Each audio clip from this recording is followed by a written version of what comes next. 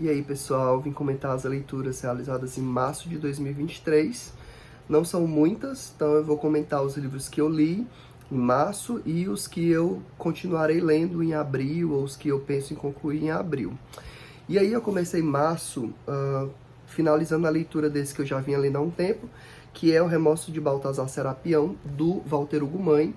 Eu tenho esse livro já há um bom tempo, eu ganhei de uma tia que trouxe de Portugal, essa edição é portuguesa. E aí, assim, não sei nem o que comentar sobre esse livro, porque o Walter Hugo tem um tipo de escrita que é muito poética e ele torna o texto dele muito bonito.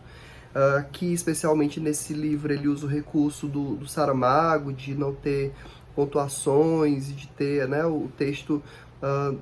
você entende o texto pelo contexto, né? Quando ele está perguntando, quando ele está exclamando, porque isso não está muito bem delimitado dentro do texto. O próprio Saramago elogia o Walter Hugo por isso. É curioso, porque tem um prefácio do José Saramago, e o Saramago não comenta sobre o texto, ele comenta sobre a escrita. E aí ele chama a escrita do Walter Hugo de um tsunami.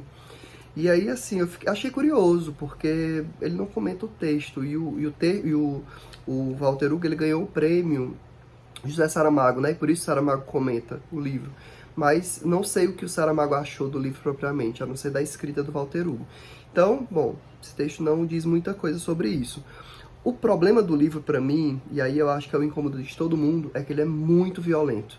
E é o tipo de texto que vai trazer a violência contra a mulher, contra as mulheres. Então, é estrutural. A gente tem algumas personagens femininas que elas sofrem todo tipo de violência, desde violência física propriamente, desde violência sexual, a outros tipos de violência psicológica e tudo mais. E aí, todos os homens do livro parece que são meio violentadores, assim, violadores. Eles violentam essas mulheres de diversas formas, todos eles, e o livro, bom, fica muito claro as diferenças sociais, né, assim, tem uma casa grande, tem as casas menores, e aí o dono dessa casa grande, ele é como se fosse, sei lá, o chefão, o dono da fazenda lá, é assim, como se fosse o senhor de engenho. E aí existem os subordinados que trabalham e tem uma casinha lá nos fundos, algo assim. E aí a gente percebe que essa violência, ela é realizada tanto por ele, quanto pelos os que são submissos a ele. Então essas mulheres de todas as formas sofrem violência. Só que o texto está em primeira pessoa, então a gente escuta na voz do próprio Baltazar. E o Baltazar também violenta a esposa. E aí é muito incômodo, assim, você voltar para o texto para acompanhar esses rituais de violência por justificativas completamente descabidas. É muito incômodo porque, como é ele mesmo quem pratica essa violência, não há uma problematização dessa violência. Como ele violenta a esposa, ele não problematiza as violências que os outros homens também praticam. Então, o próprio pai dele violenta a mãe. Assim, e é uma série de barbaridades, porque as violências elas são muito fortes, muito explícitas e gera esse incômodo. Então, assim, eu tô falando do meu lugar de homem, lendo sobre isso, e eu já ouvi mulheres comentando sobre o quanto odeiam esse livro, ou quanto esse livro é ruim nesse sentido, da violência, porque no final fica o questionamento sobre cadê o remorso do Baltazar? Tipo, a gente não percebe o remorso no Baltazar por cometer essas violências, e essas violências não serem problematizadas é outra questão que gera um certo questionamento, assim. Para mim, não problematizar essa violência é o que me incomoda nesse livro. Contudo, diante de tudo isso que eu falei, me dá a sensação de que o meu próprio incômodo já é uma prova de que o livro é bom. Porque eu não consegui achar o livro bom por tudo isso, né? Assim, não consegui me identificar, não consegui apreciar a leitura, mesmo tendo uma escrita muito poética e bonita, porque essa violência me atormenta. E aí talvez isso seja o livro dizendo o quanto ele é bom, assim, porque ele fica na cabeça, você fica questionando essa violência, você problematiza, independente de o livro em si não problematizar. Então, acho que no fim das contas ele é um bom livro, mas eu não consigo indicá-lo nesse sentido, porque eu vou tá dizendo para vocês irem viver violências. E aí eu não sei se é interessante. Bom, ele vai ficar por aqui para que eu amadureça ele na minha cabeça. E aí li também esse mês O Holocausto Brasileiro, da Daniela Arbex. Bom, esse é aquele tipo de livro que dispensa apresentações Acho que todo mundo já ouviu falar, né, do Holocausto Brasileiro e Genocídio. 60 mil mortos no maior hospital no maior hospício do Brasil.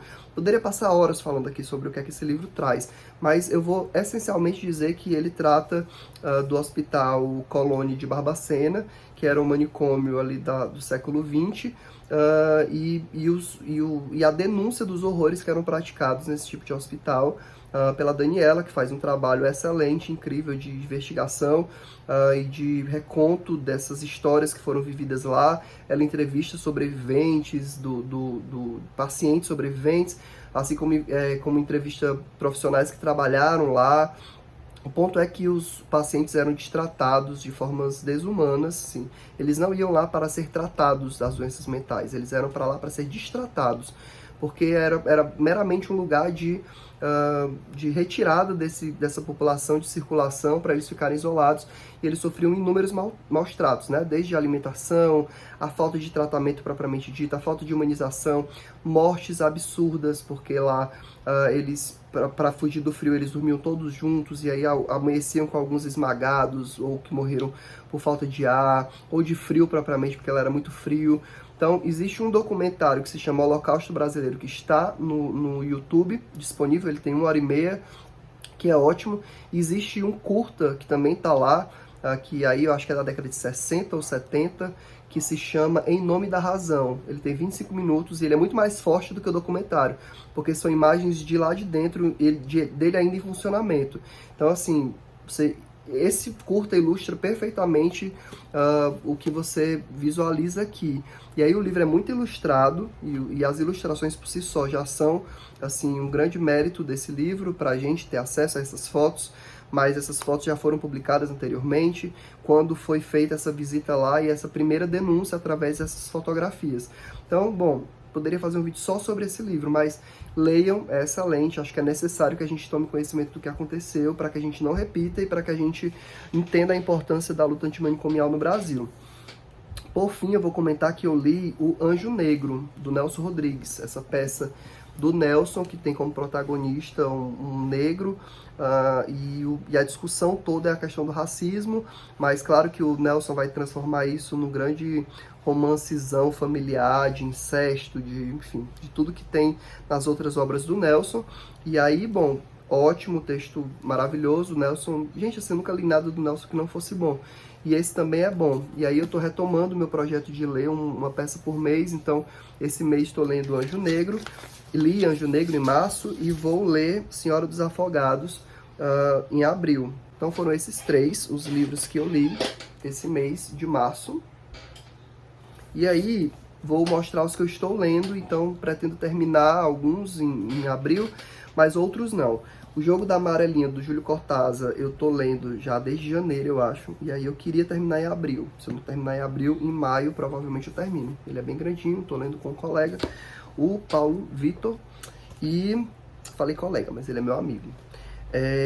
Tô lendo também, e aí esse pro clube de leitura com a Raquel e com o Vitor, que a gente faz uma live todo mês, ou pelo menos uma a cada 2 meses, que é O Sonho e a Fúria, do Faulkner, e aí eu já li metade, então eu termino em abril com certeza, até porque a nossa live vai ser em abril, então, bom, tá sendo desafiador, não é um livro fácil de ler, tá? Comecei a ler Ética Nicômaco, do Aristóteles. É um livro que eu coloco na minha pilha de livros que tem a ver com psicologia, filosofia. São questões que vão me ajudar na questão da própria psicologia. Então, assim, eu não tenho exigência nenhuma de ler esse livro, mas eu dou uma disciplina de ética. E aí eu queria ler as proposições éticas do Aristóteles. Então, o propósito desse livro é esse. Eu tinha recebido essa indicação de algum psicanalista quando a gente foi discutir a questão da ética. Então eu comprei esse livro já tem uns 10 anos, talvez, acho que foi 2011 ou 2013, por aí. Então eu tô com ele aqui há bastante tempo, e aí ele tá sendo o primeiro de uma pilha. Na verdade, o primeiro foi o Holocausto Brasileiro, assim, desses livros que eu separei com propósitos de ler para complementar as minhas disciplinas, as minhas leituras em relação às disciplinas. Comecei com o Holocausto Brasileiro e agora estou na Ética Nicômaco. Não sei se eu vou conseguir levar essa leitura para frente, porque é uma leitura muito difícil de você ler, por exemplo, deitado na cama. Então eu estou lendo e fazendo marcações, então eu tenho que ler em formato de estudo, sentado na mesa, marcando e tal.